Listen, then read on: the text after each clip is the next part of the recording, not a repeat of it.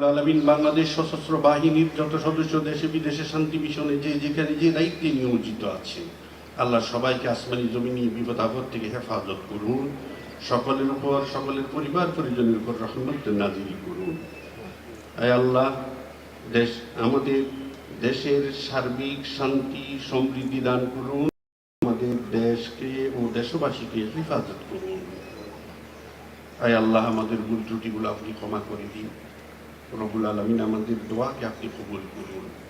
রব্বি রহমহুমা কামা রব্বায়ানি সগীরা। ربنا تقبل منا إنك أنت السميع العليم وتب علينا إنك أنت التواب الرحيم.